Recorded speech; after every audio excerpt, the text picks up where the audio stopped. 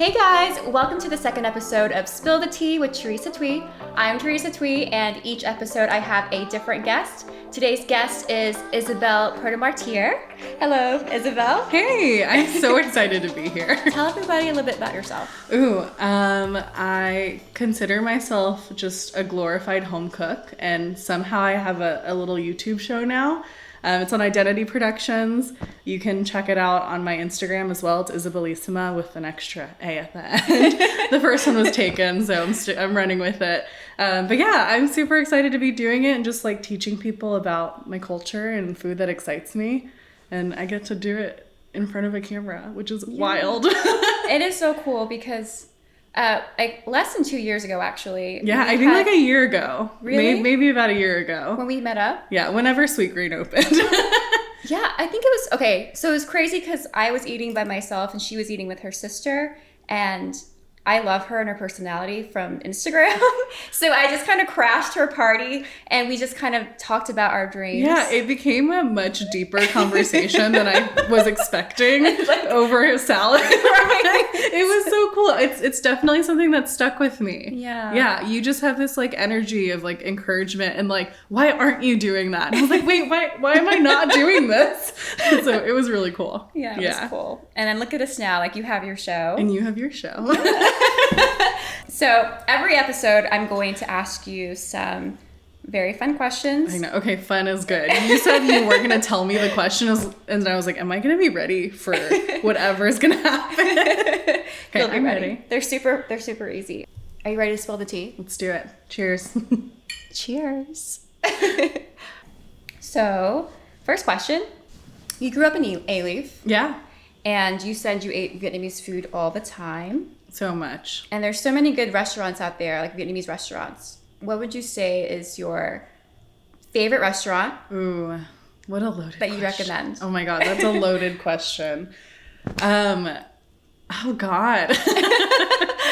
So I grew up going to this place called How How, and I don't know if it's still around, but one that I know for sure is around, Pho Bin by Night. There's a lot of Pho Bins, there's a lot of pho places, but Pho Bin by Night is like near and dear to me, like late nights or like meals with my mom, like they were just there for all of it. That's awesome. Because I've tried the trailer one. It's different. Is it the same owner though? And the one at the Heights? I think there's like family politics involved. We won't get into that, but because I don't know the story, but I think they were related at a time. But Pho Bin by Night operates differently, and it's just, I mean, they're so nice and the food's so good, and it just reminds me of like, you know, home. Right. Yeah. Okay. I'm gonna add that to my list. Yeah, please. And you have to get the bone marrow on the side. Yes. Yeah. So the trailer does it too, and I'm not dogging on them, but it's different. It's different. Okay, I'll have the bone marrow please too. Go. So I love your new cooking show. Thanks. Ate. And you have so many cooking hacks and personal twists to Filipino cooking. What is one Filipino dish that you would eat and cook all day? Oh my God. So my like meal before I die kind of thing is like any kind of Filipino breakfast. So it's like a mix and match kind of thing. There's always going to be garlic fried rice. There's always going to be a fried egg and then some kind of protein. And my favorite is this like fried fish version. So it's cool because you get to switch it up, and it's very simple, but just like, it's the best. That sounds really good. Yeah. How often do you make that for yourself? So I make it a lot for my nieces. So I cook a lot for my nieces. I don't, have any kids of my own or anything, but it's fun to just like show them that this is what I grew up eating. I feel like the longer we're in America, the more intertwined we get with like eating like an American breakfast or like different things like that, which isn't bad. Who doesn't love like pancakes and bacon? But yeah, it's like, hey, Spam and rice. Like, this is what we're going to eat today. And they love it too. So it's just a fun reminder. Well, that's good because you get to share that tradition and culture with them. I don't know if they're sick of it, but I love it. Yeah. That's awesome. Okay, so Ate means big sister. It does, yeah. And you have many big sis steps. I'm sorry, not steps. You have many big sis tips on your show. What is one big sis life tip that you'd give for everybody? A life tip. Oh my gosh. Well, just like kind of going back to our conversation, like go for it. Whatever it may mean for you. I think that's advice for myself too, you know, giving myself some big sis advice. It's like, don't overanalyze and scare yourself before you even get a chance to try and go for it. Like, what do you have to lose? Right. Yeah. And I'm glad you went for your show. Same. Because I was checking up on you. I was like, I know. What are you doing now? You were like my accountability partner, and it was awesome because you can just get so lost in the what ifs and the planning. Like, things don't feel right, so I'm not going to do it just yet. Like, once this is done, I'll do this. But no, like, don't waste your energy and your time freaking yourself out. Don't waste that beautiful talent of yours. Did you have any fears, like, in starting your show? Oh, yeah. So, yeah, this is an interesting question. So I'm Filipino, right? We talked about that. I grew up in Houston, which is just, I talk about Houston being this crazy melting pot. There were, you know, I cooked pho recently, and I was like, how are people going to feel about this? You know, like, it's something I love to eat and love to cook, and my friends have taught me about it, but it's like, how do I do that in a way that's showing that this is a part of my story too? Yeah. While celebrating the people who taught that to me. So I just wanted to be as authentic as possible. Yeah. Yeah. While, like, being super respectable at the same time. Right. And I think you do that in your show because you've learned so much from living in the A-Leaf community. Yeah. So you get to use that knowledge and, like, with your friends. So it's not like you're just blindly making a pho recipe. And I'm obsessed with what A-Leaf is, like, I feel like gifted to me and, like, my community. You know, just growing, I say, like, I have a Nigerian neighbor that I grew up with, a Vietnamese neighbor on this side, and we would always just, like, switch things and trade food, and it was just such a cool part of growing up. And then you take a step back and you realize not everyone got to have this. Right. You know, so through that little piece of the internet of my show, I want to, like, kind of offer that same energy. Yeah. I'm glad you're sharing it. Yeah, thanks. If you could only use one sauce to cook with in cooking, would you use soy sauce or fish sauce? Ooh. You only have one to use. I think, that's hard. I think fish sauce. Really? I can't say that word. Fish sauce. Yeah, because I love using fish sauce in like salad dressings too. Right. I think people underestimate how much you can, and, like, someone told me to use it in like the base of a bolognese or something, because you can put anchovies, and if you don't have anchovies, just a teeny tiny bit of fish sauce. I didn't think about that. Yeah. Wait, so how do you make it in a salad dressing? Oh, going back to sweet green. No, I'm just kidding. They do have one though. But yeah, just like fish sauce, lime. I think those two, like sesame oil, something super simple. And I'm gonna try that. Oh, it's awesome. A little bit goes a long way, obviously. Yeah. That sounds amazing. You have so many dishes that you're cooking and videos on your Instagram. What inspires you in the kitchen? Is it the community that you've grown up with? That and just learning. Yeah. I think food is kind of my path to, like, learning about other people and kind of understanding other cultures. So it's fun. It's a really fun way to connect with people and then myself as well. Yeah. Yeah. Very cool. What are 3 top food accounts that you suggest we follow Oh my gosh. on Instagram? I love the Instagram food community. I do. Okay, so the Pancake Princess, she does these, like, insane bake-offs. I love to cook. I am not a baker. It's a whole level of chemistry that, I probably it's very failed. specific. Like, I mean, it's beautiful. And so she'll, compare different recipes from around the internet, and we get to taste it and contribute information. How fun, though. Oh my God, it's so cool. I love Houston's Got Spice. Houston Got Spice. Yeah, it's a couple. They're doing just really cool things and showcasing cultures and restaurants throughout Houston that otherwise would never be featured on Instagram. You know, they're not inviting influencers out or anything like that. So it's nice to be able to see those hole in the walls. What is the plural of that? I think that's right. Hole in the wall restaurants. And especially right now, like, you're not out and about as much, so it's nice to kind of get to pick and choose. Who else do I like? Oh my gosh, I love and hate this one. Underground Creamery. Underground Creamery, or Eats Gone Wild is the one who started it, but Josh just, like, makes this incredible ice cream that's very hard to get. And I'm his friend, so it's like very frustrating. Oh, is it the one that like comes out only on the weekends? Oh, yeah, yes. Totally worth it. Play the game. It's totally worth it. But it's not so much the ice cream, which is amazing. Yeah. It's like getting to see someone's creative process. Right. I love what happens behind the scenes, the kitchen. The different ingredients he's making that go into the ice cream. I like that part of it. Cool. That's very cool. It's very inspiring because it's like, oh, I want to make that. You know? Yeah. So we'll follow Underground Creamery, Houston's Got Spice, and then what's Erica's? The Pancake Princess. Right, the Pancake Princess. Okay, cool. We'll follow those. What is scarier, the pressure release from an Instant Pot or a Pillsbury biscuit can?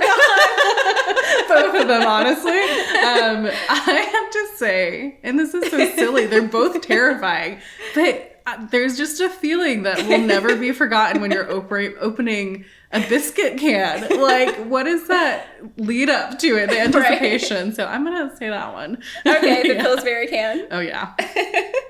Because you could do the Instant Pot with like a spoon. I've put it like a towel over it as well. So I've made it less scary for myself. I've never actually used one. So having that tip, I'll prepare. Yes, I recommend.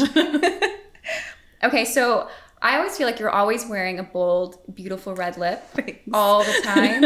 And I've messaged you like, what are you wearing? Oh, that's right. Yeah. So what's your favorite? Like right now, what are you wearing? Oh my gosh. Okay, so I came here wearing one color. What are you wearing? I have to talk about that because it's like my holy grail. The Maybelline Superstay, it's a liquid lip. And I used to be like a lipstick hoarder, and now it's like I only get that line, and I love it. But I think my mask rubbed it off. So you introduced me. I think it was at the Anastasia. Yeah, the palette. Anastasia. I'm very interested in that now. It's very good. That's what I'm wearing it's right very, very close to what you already had on. Thanks. So I'm gonna look at that. I think you've actually told me that before. I love it. But I never just scanned the Maybelline area. I know, and I wouldn't think that a drugstore lip would be my holy grail lip, but now it is. Yeah. Okay, so I saw on, I think the PR website that you work for, that you are into comic books. Oh gosh, yeah. So no one ever talks about this. Are you a DC girl, Marvel girl, or is it like different comics? Absolutely Marvel. Me too. 100% Marvel. Yeah, I grew up, there was a secondhand store near where I would walk home from school and we would pass it. And so my friends and I just got really into like looking through the old boxes, and they're X-Men. X-Men is like, mine too. Obsessed. Yeah. Who was your character? Like your favorite character growing up? Phoenix. Is that yours too? Well, mine was Jean Grey. Oh yeah, there you go. We're just like opposite sides of the coin. That's so funny. We're essentially the same person. I love it. Yeah, that's so funny. But I loved the movie Dark Phoenix when it came out. I think they did a really good job. They did, yeah. That's so cool. How funny. I actually dressed up as her one year. Really? That's on like my list of ultimate Halloween costumes. You should. I haven't done it yet, but one day. Yes, it's so fun. Okay, so I also saw that you love karaoke. Oh my gosh. I love this and like soul internet music. Creep that you I had to do a little research. True, not creep, research. Right. Okay, so I saw that you love music. I do. And then you also love soul music. Oh, yes. But funky soul. Yeah. So is that like James Brown or? Yeah, I love James. Yeah. I love the old school stuff. So my parents were much older than other parents. And I just grew up listening to like a lot of oldies. Oh my gosh. And I think it's an immigrant thing too. It's like that's what they listen to in their home countries. And like my first crush was Elvis Presley because that was my mom's like favorite. But now I love what people are doing with soul music now. Like the Black Pumas is one of my favorite current bands, and I think they're doing some really cool things. Cool to look them up. Yeah, please. Highly obsessed. Is it also funky soul? Yeah. What's your favorite like old school funky soul? James Brown is definitely one of them. I mean, like Sam Cooke, Otis Redding, all that stuff. Yeah. Cool. The Temptations. Very cool. The classics. I wanted us to sing a song, but I don't know. Are you going to sing for me? I think you were going to sing. Oh, no. Because you love karaoke. I think culturally I have to like karaoke. I don't. It is in our culture. Oh yeah. So no singing today. No, I don't think so. If this was alcohol, maybe. Not with this tea. Okay, we'll save it for another day. Okay. Deal. Preferred sous chefs. Your Molly, which is her dog. Penny, your cat. Okay. So them together, or your beautiful little cousin? Nieces. Oh gosh. My pets are very distracting. I have one on the floor begging for food, and then I have my cat like trying to get into the frame when I'm filming stuff. So I'm gonna say my nieces. They can actually put them to work and teach them, and they'll actually contribute to the meal. Yeah. Yeah. You're always smiling. What? Thanks. And it's a beautiful smile. On a bad day, what is one thing that will turn a frown upside down? Ooh, music is definitely one of them. I would say just like putting on some feel-good music. I just learned this, like, I don't know if it's a manifestation thing or what, but this way to like trick yourself into kind of being happy. And it's, they're called whys. So if you're feeling like really tired, it's like you kind of trick yourself and say, why am I so energetic right now? And it's so goofy. And I think maybe part of the reason why it works for me is because it's silly and it kind of snaps me out of that funk. Right. But also it's like, I hear it's my therapist. My therapist TikTok taught me that. But yeah, so it's just a way to like trick your brain into thinking what you want it to think. It's like going to try and prove you right. It's like, okay, she thinks she's energetic right now. Let's help her feel that way. Immediately feel that way. That's very cool. Yeah, I know there's like science behind it. Yeah, I can't. It's working. Can't explain it, but I like it. Yeah. Well, thanks for sharing that tip. Yeah. Last question. Okay. So you were born in the Philippines. What is a Filipino tradition you'd want to preserve and carry on? You know, even with your nieces, your future kids. Right now I'm really struggling with the language. I don't ever want to forget that. Yeah. So I grew up speaking Tagalog, and my parents have both passed away, and I just find myself speaking it less. Yeah. So between like just watching Filipino movies or just saying the things that I can remember, I want to like pass that down to my nieces. So even if it's just like understanding when you're getting in trouble. No, I'm just kidding. But yeah, the language is really important to me. I feel good when I pass someone and I understand that they're speaking that. Right. You know, it's just a cool, very nostalgic thing to hear. Right. Yeah. And I'm sure it helps you remember what you've learned too. Yeah, because I can speak it. Just it's a little rusty. Just keep on using it. Yeah. Yep. That's the goal. Well, that was everything. Thank you for spilling the tea with me today. Thank you so much for having me. This was fun. Thank you. It's fun to catch up with you a year or 2 years after a conversation. I know. And with the pandemic, it's so hard to even see anybody. Yeah. Thank you for watching my show. Please like and subscribe if you want to see more. Salamat, Isabel. Good job. Let us know, how can we actually find more of your videos in your TV show? Yeah, you can follow me on Instagram at Isabelissima. I'll post about the show. The link is in the bio, and lots of fun behind the scenes stuff as well. Catch us next time on Spill the Tea with Teresa Thuy. Cheers!